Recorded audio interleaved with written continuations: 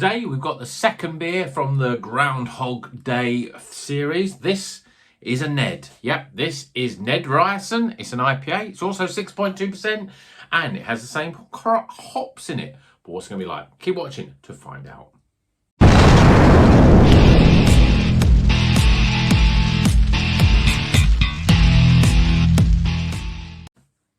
Welcome back to Rocker's Beer Review. Today we've got the second of the beers from the Groundhog Day. This is a Ned Ryerson. He's a very humorous character from Groundhog Day. You know, he's got all the catchphrases. Watch the first step, it's a doozy. For example, you never need enough. Have you got insurance? You never need enough insurance? That's what he says, yeah. So this is Ned Ryerson. It's an IPA. We also had the Phil Connors, obviously. This is a partnership beers, two beers from Neon Raptor. 6.2%. Both got the same hops in them. I'm not sure if they're the same beer because both got Simcoe, Citra Cryo and Sentinel with the hops. But this one's got a 2-digit for hop ability, where this one only had a 1 hop ability. So let's crack it open, get it in a glass, see what it's all about. I thought the Phil Connors one was okay, just okay.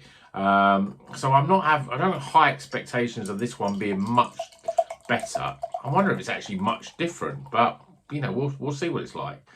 So the hops are the same, but obviously the fact that it's got a different sort of characteristic in terms of the hoppiness of it, yeah, probably expect it different. And certainly in the glass, to me, that has a more sort of, it's not as hazy as the Phil Connors. It's got more West Coast sort of style in terms of colouring. Pretty much a one finger, ain't gonna last very long head. Yeah, there's quite a lot of carbonation moving up there. I've got to excuse my light. It's when I get too close to the camera, my light doesn't like it. So let's see if we can do it from here. That looks a bit better. Yeah, so you can see quite a lot of fast moving carbonation moving up the glass. But let's see what it smells like first. Okay. Yeah, citrusy. I'm getting oranges. I'm getting other citrus fruits. There's an earthiness, you know, from the Simcoe. There's a little bit of pininess in there as well. It smells okay. It's got an aroma, but it's just a citrusy sort of aroma, not much else to it. Let's see what it tastes like. Cheers, everyone.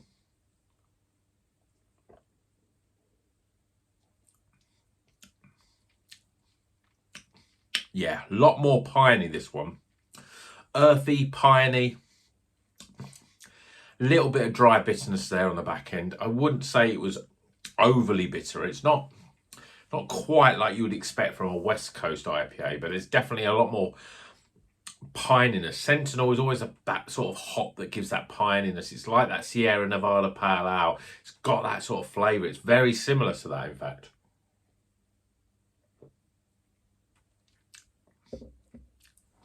The pininess is almost quite so dominant that although there's some fruitiness in there, it's really very difficult to pick out what sort of fruits I'm getting. There's a little bit of orange. There's sort of a bit of a lemon sort of rind sort of coming in there as well. A little bit of that bitter sort of orange rind as well.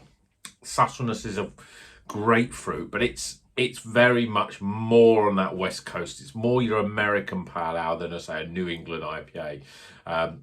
Body-wise, it's pretty light. It's a little bit overly carbonated as well.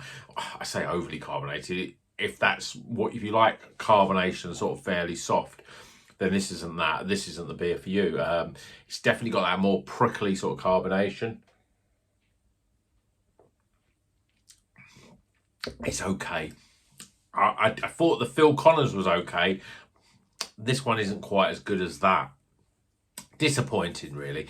I mean, it's one of those sort of beers where it's all style over substance, really. I mean, it's a great concept. Neon Raptor make great beers, and I've had beers from them before, much more sort of East Coast type of beers, hazy, sort of good thick bodies.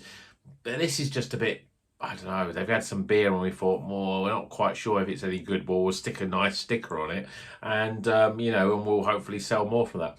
I do find that, I've bought these over a month ago, and usually from Trembling Madness, usually I find with Trembling Madness, you buy stuff from them, and then if you look a couple of weeks later, them beers are gone. So that's why you buy what you want and you go, right, I'll buy them. But if you went back to say, oh, I want them again, most of the time they've sold out. They haven't reissued them. These are still available, which probably speaks for themselves. Really, maybe the untapped scoring hasn't been so good, so people have avoided them. I think they're quirky in terms of the can art. Always like a good can art. They're not terrible beers, but they're the sort of beers that maybe sort of quality you would expect from a beer that you buy from the supermarket. These were, I think it was £9.50 for the two of them, so it's still £4.75 each. A little bit expensive. Yeah, it's refreshing. It's juicy. It is nice that they've got the same hops, but they are quite. There's quite a reasonable sort of difference between the two. But this one, yeah, it's a bit average. But well, we'll see what the scores are, shall we? Hope you enjoyed this review. I hope you enjoyed this, my review of both of these Groundhog Day beers. I should have done them together, but timing and everything else.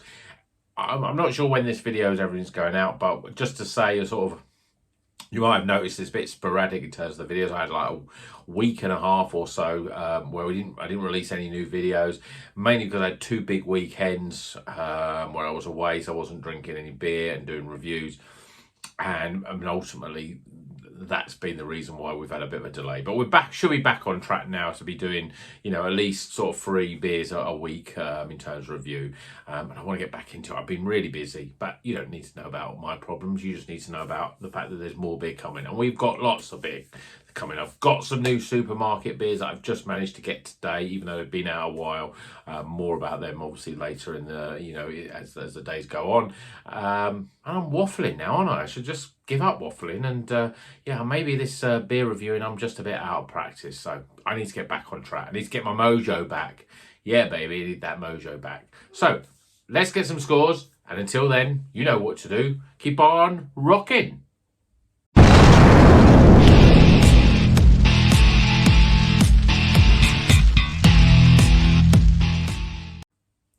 Okay, the scores are in for Ned Ryerson IPA. This is Neon Raptor.